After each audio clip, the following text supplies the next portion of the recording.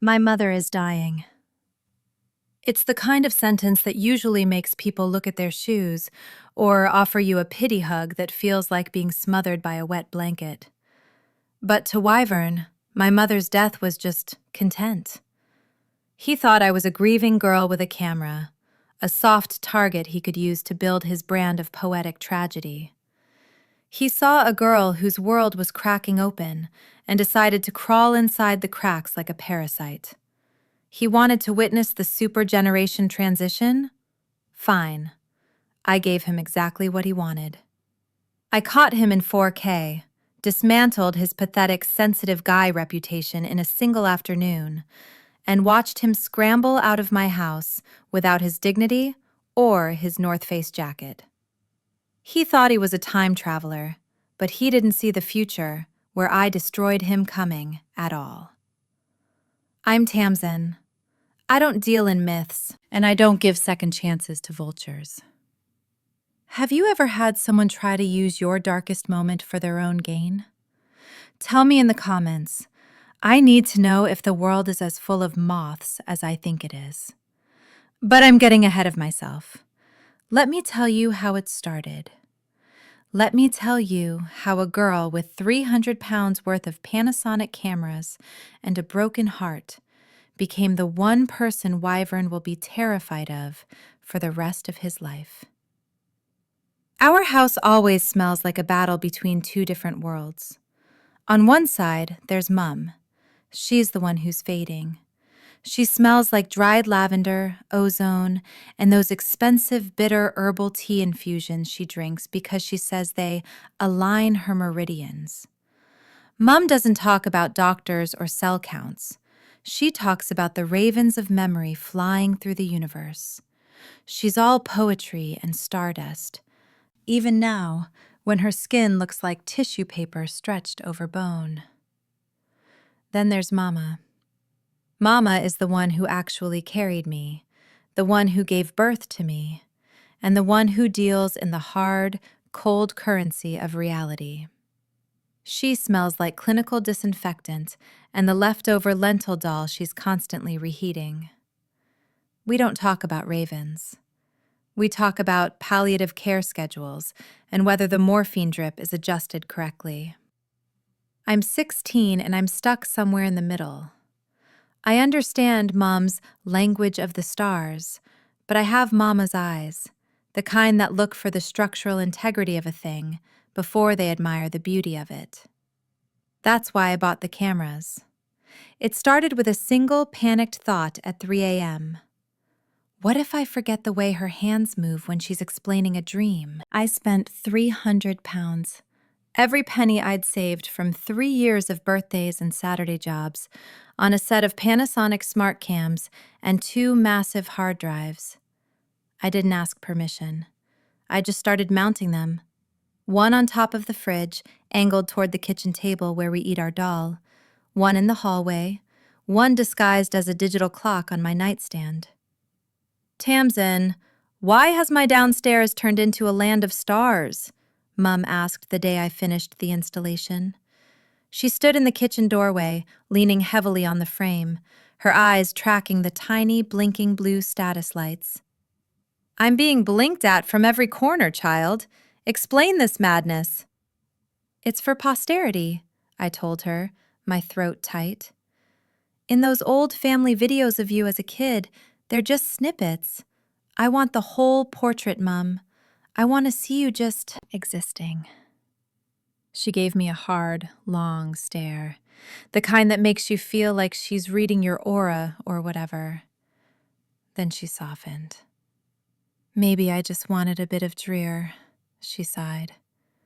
But she didn't tell me to take them down. She called the kitchen camera the all-seeing eye of Panasonic. I became obsessed with the footage. I'd sit in my room for hours, wearing my headphones, watching my 2 mothers interact on my laptop screen. I'd watch Mama reach out and brush a stray hair from Mom's forehead when she thought no one was looking. I'd watch the way Mom's smile didn't quite reach her teeth anymore, a secret pain she was trying to hide from us. I was building a digital fortress. I thought if I could just record enough gigabytes of her voice, her laugh, and the way the light hit her hair at 4 p.m., I could somehow cheat the bad news that was coming. The cameras were my way of staying in control. In the footage, I could pause time. I could rewind. I could zoom in until I saw the truth. I didn't realize that while I was busy building this bridge to keep my mother from slipping away, a vulture was watching me from the wings. He wasn't interested in my grief. He was interested in my count. See, I'm a member of the Youth Conservationists. I'm the girl who spent her summer counting butterflies in the high grass behind the community center. I liked the silence of it. I liked that butterflies didn't ask you how you were coping. I'd uploaded my data, the highest count in the region, to our group's private forum, along with a few moody photos of the meadow. That's when Wyvern messaged me. His profile picture was him in a thrifted corduroy jacket, holding a vintage film camera, looking off into the distance like he was contemplating the heat death of the universe. His first message wasn't, "Hi." It was, "The Carboniferous period had dragonflies the size of crows. Do you think they felt as heavy as your photos look?" It was pretentious. It was weird. And because my world was already starting to tilt on its axis, it was exactly what I wanted to hear. I was a girl with a dying mother and a house full of cameras, and for the first time, someone was looking at me like I was the interesting one. I didn't know yet that he wasn't looking at me. He was looking at a super generation transition he could document for his blog. He was looking for blood in the water. The first time I met Wyvern in person, it was at the Youth Conservationists monthly meetup.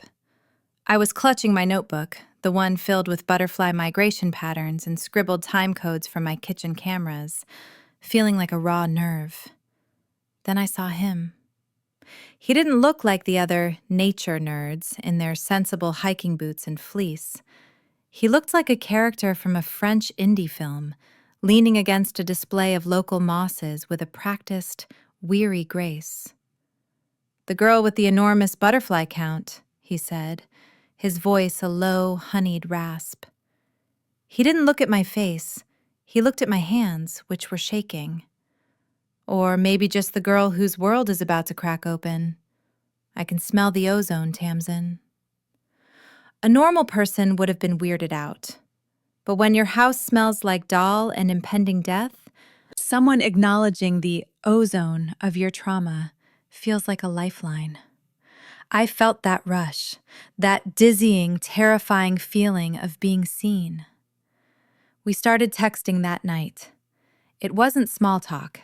It was a rapid-fire exchange of vulnerabilities that felt like we were building a world where only we lived. Me. "Okay, top 5 places to time travel. What's yours?" I stared at the screen, my heart hammering. I wrote, "It was a stupid question," 4 times and deleted it. My thumb hovered over the power button. He's going to think I'm a child, I thought.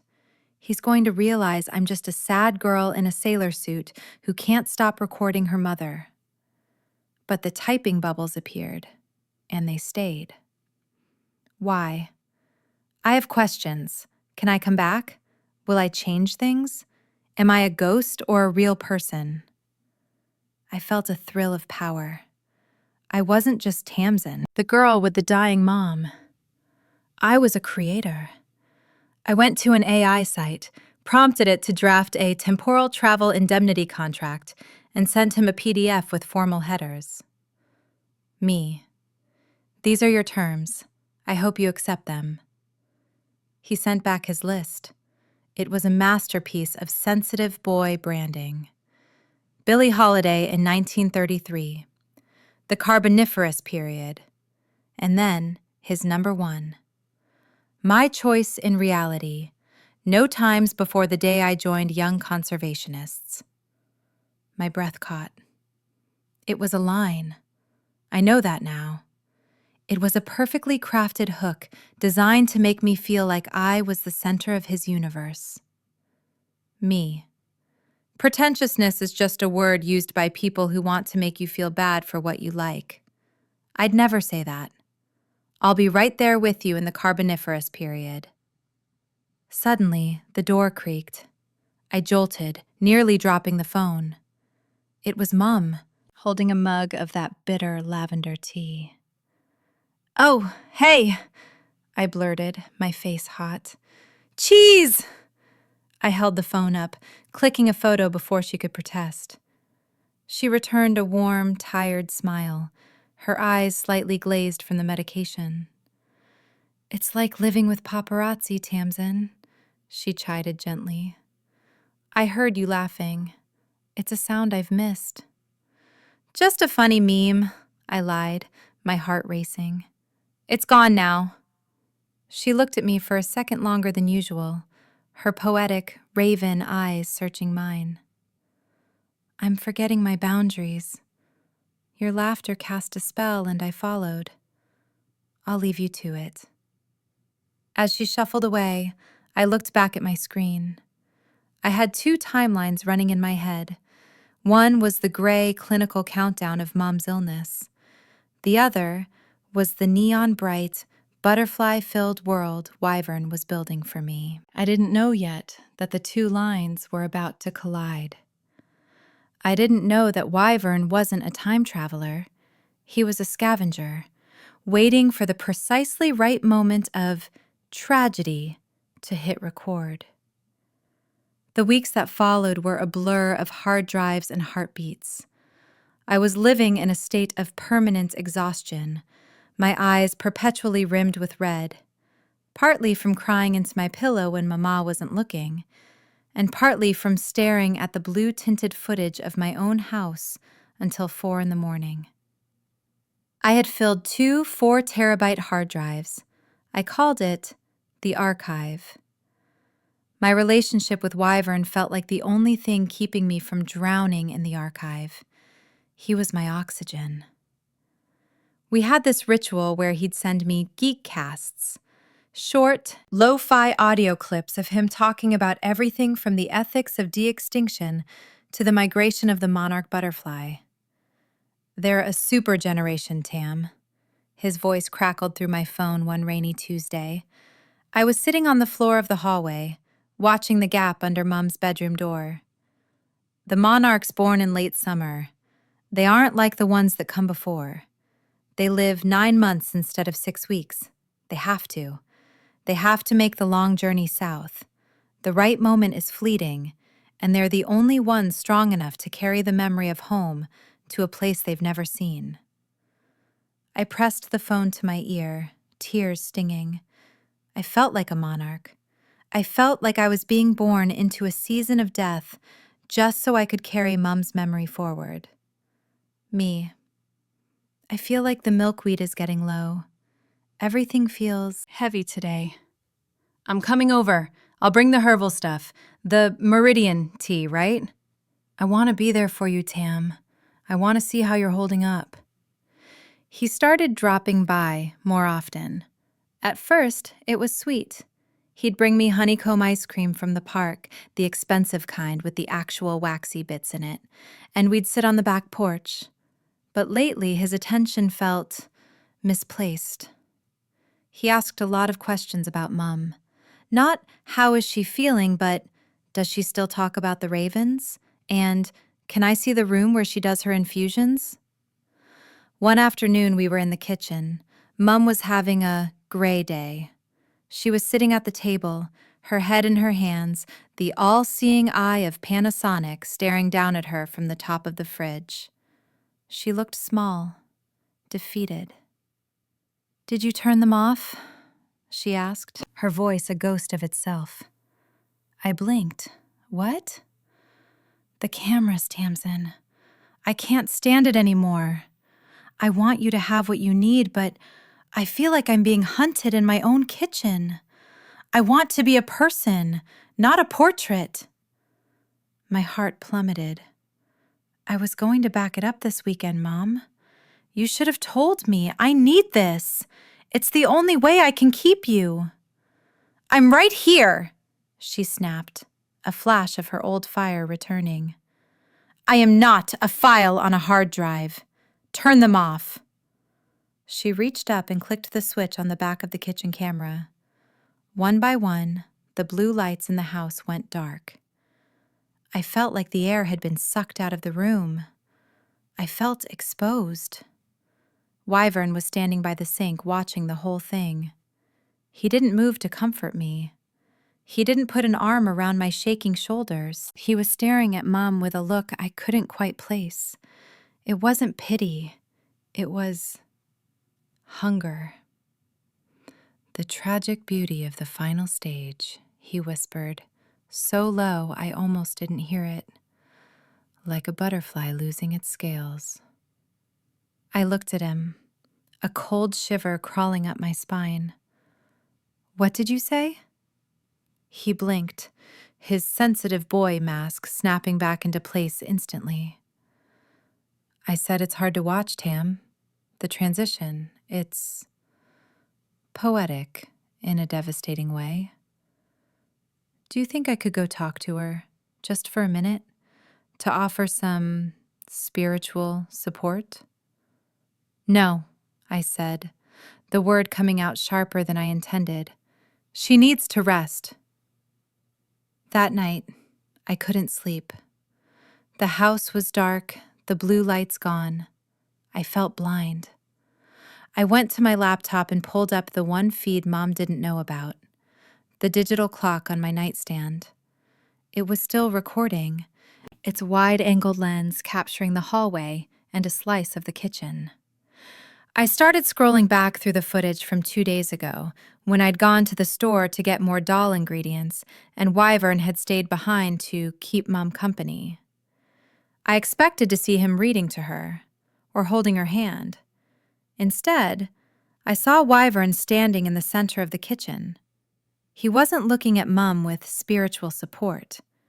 He was holding his own phone up, his arm extended, panning slowly across the room. He was narrating into a lapel mic I hadn't noticed before. I zoomed in. My breath hitched. He was filming her. He was filming her while she was coughing, while she was struggling to lift her mug, while she was at her most vulnerable. Now here's where it gets complicated, I whispered to the empty room, mimicking the way people talk in documentaries. Some people would have just screamed. They would have kicked him out right then. But I had to know. Was he just a jerk, or was he something worse? What would you do if you found out your soulmate was actually a scavenger? Let me know in the comments. I kept watching, and that's when I saw him reach into his bag and pull out a sticker, a small QR code sticker. He tucked it under the lip of our kitchen table. He wasn't just recording. He was tagging his location. He was turning my mother's deathbed into a stop on his conservationist tour. I felt a cold, sharp clarity. The ravens of memory weren't just for Mom. They were for me, and they had sharp beaks. I didn't cry. That's the thing that surprised me. I thought finding out your first love was a parasite would feel like a hollow point bullet to the chest. Instead, it felt like a fever breaking. For the first time in months, my head was perfectly, terrifyingly clear. I spent the next 48 hours in a blackout. Mama thought I was just grieving in my room. Mom thought I was finally respecting her boundaries. In reality, I was a ghost in the machine. First, I went after his digital footprint. Wyvern was careful, but he was also arrogant. He thought a 16-year-old girl in a sailor suit wouldn't know how to track a hidden blog. I found his private Patreon. It was titled, The Butterfly's Last Breath. There were tiers.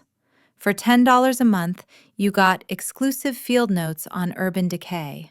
For $50, you got the Human Transition series.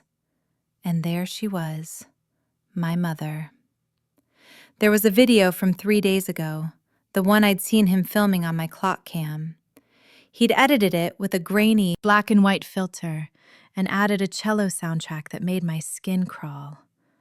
The caption read, "The Terminal Silence of a Poetic Soul, a case study in the architecture of fading."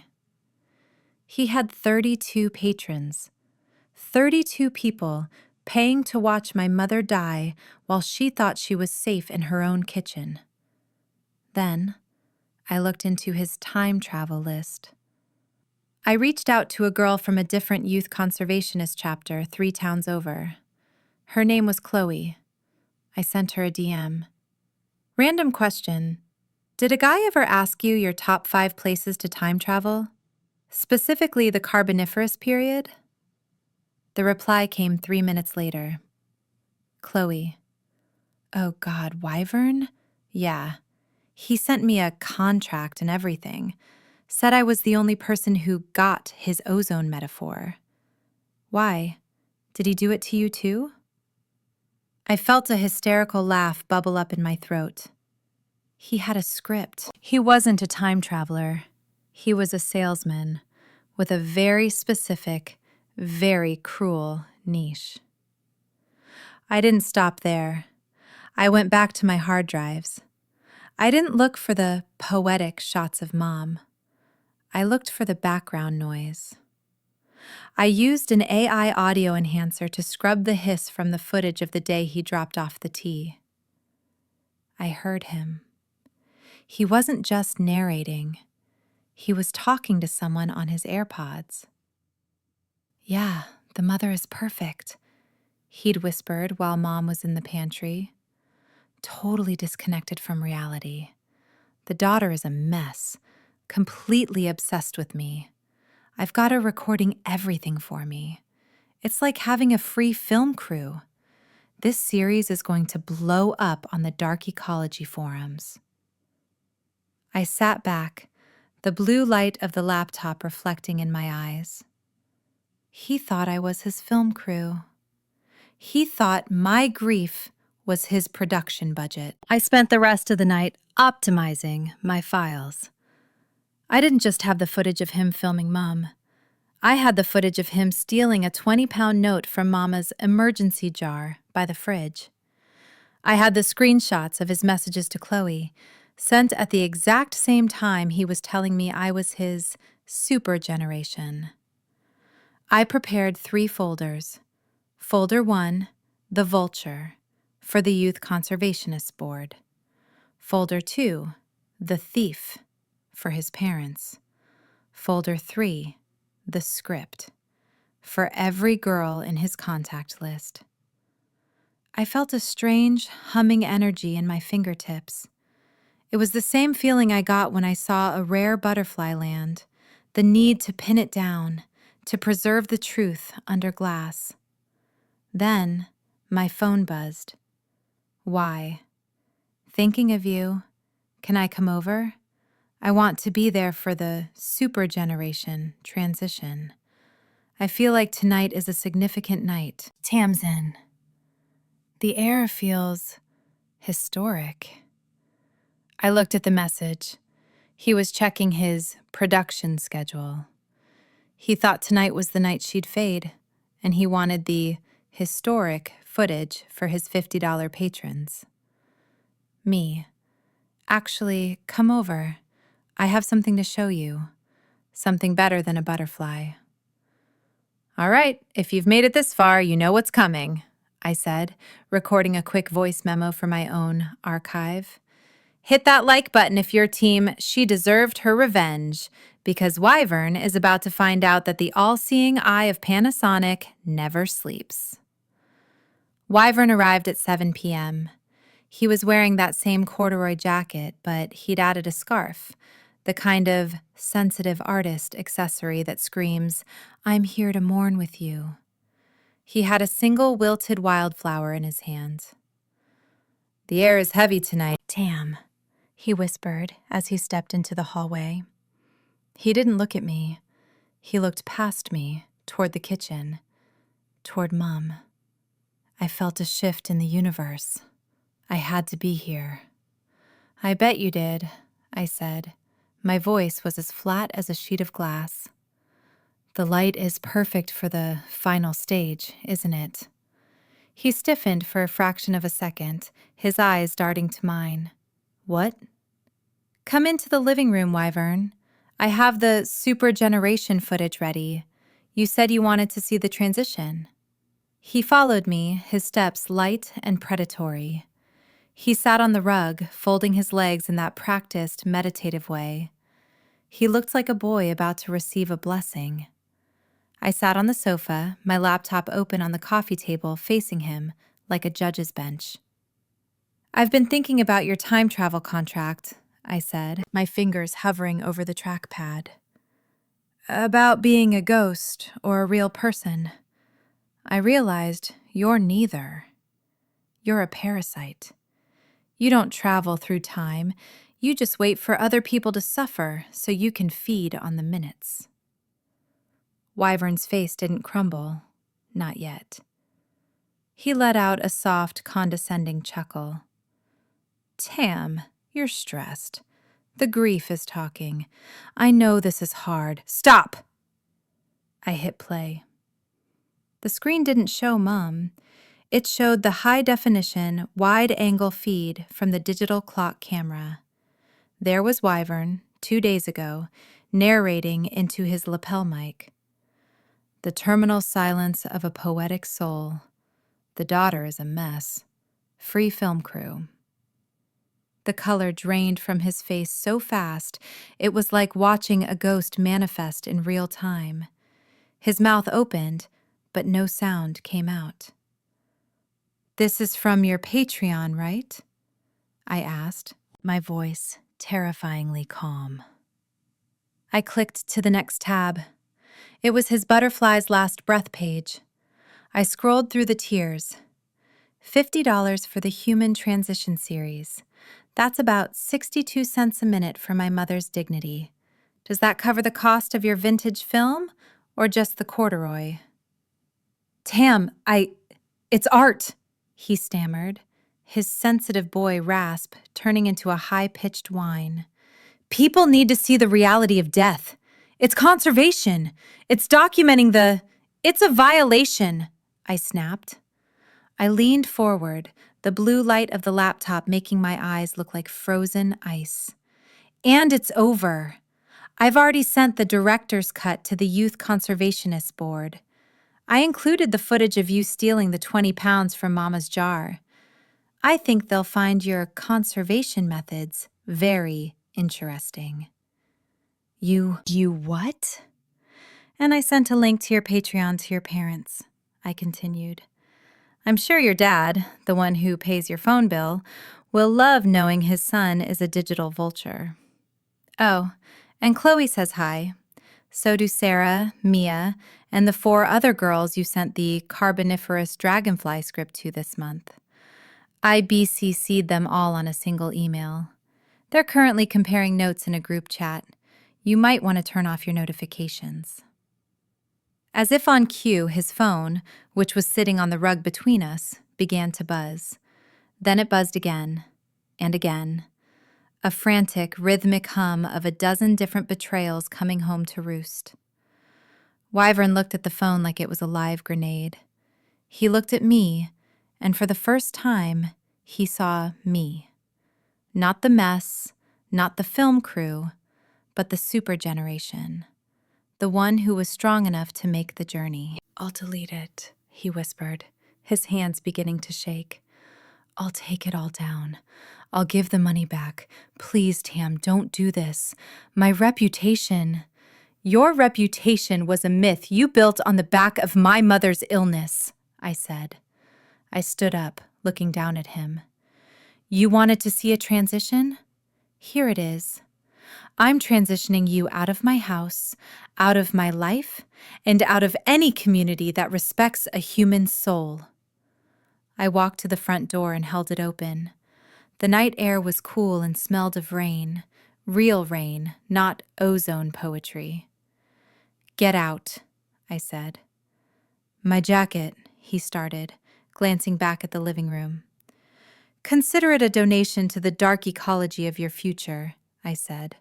Leave. Now. He scrambled. He didn't even try to look cool. He practically tripped over the doorstep, his phone still buzzing in his pocket like a trapped hornet. I watched him run down the driveway until he disappeared into the shadows of the streetlights. I closed the door and locked it. The house was quiet.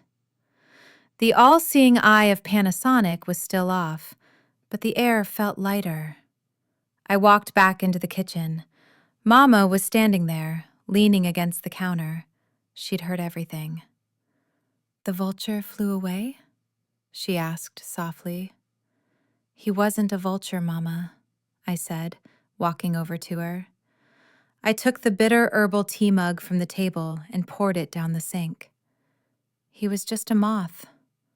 And I finally turned off the light. I went to my laptop. I didn't look at the folders for the board or his parents. I looked at the folder labeled Wyvern. I selected all 14 gigabytes of his voice, his scripts, and his geekcasts. I didn't hesitate. I pressed delete. Then I emptied the trash. This is the falling action and resolution. We bring the focus back to the super generation and the true victory, reclaiming the sacred space of her mother's final days from the noise of the pretenders.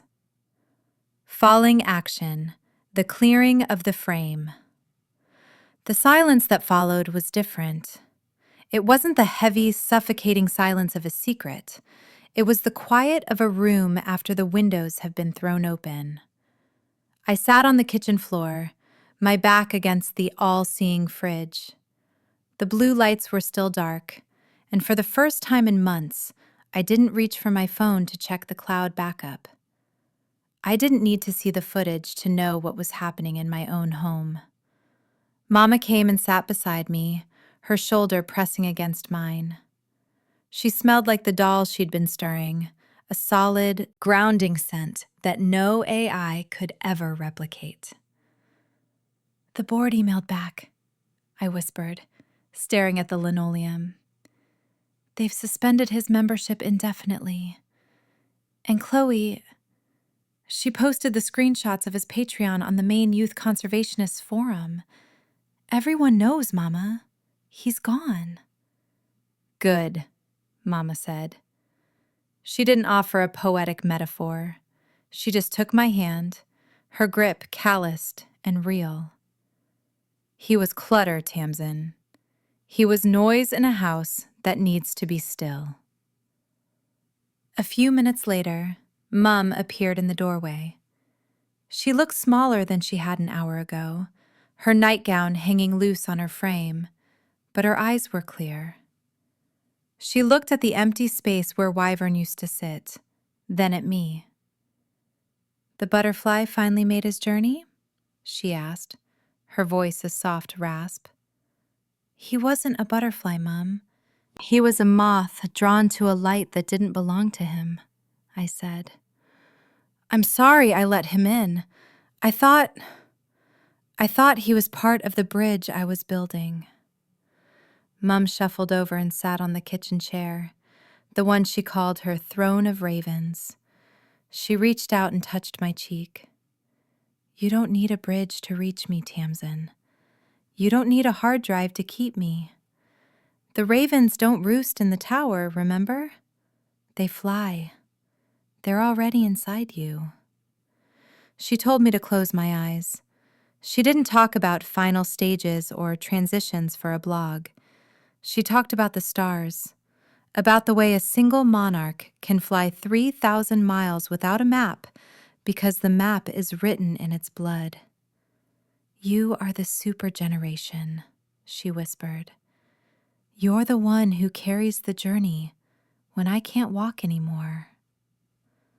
That was 3 months ago. The house smells of ferns and chamomile now. The cameras are in a box in the attic, gathering dust. I don't record the dinners anymore. I don't have to. I remember the way the steam rises from the lentils. I remember the exact pitch of Mom's laugh when she's winning at cards. I remember it all, uncompressed and unedited. Wyvern? I heard he moved. Someone told me he tried to start a new deep ecology TikTok in another city, but the screenshots followed him. Every time he tries to play the sensitive soul, a link to the Vulture folder appears in his comments. He's blocked by everyone who matters. He's a ghost in a timeline he can't change. I sit by the window now, watching the late summer butterflies congregate in the garden. They're starting to gather for the long trip south. They look fragile, but they're the strongest things I've ever seen. I look at my phone, not at the archive, but at a photo I took yesterday. It's just Mom's hand holding mine. No filter, no cello music, just us. I won. I cleared the frame, and for the first time in my life, I can see the stars perfectly. Looking back, I don't regret a single second of what I did to him. Some people don't deserve to be part of the story. Do you think I was right to expose him, or should I have just walked away? Let me know in the comments. And if you want more stories about women who refuse to be content, hit that subscribe button.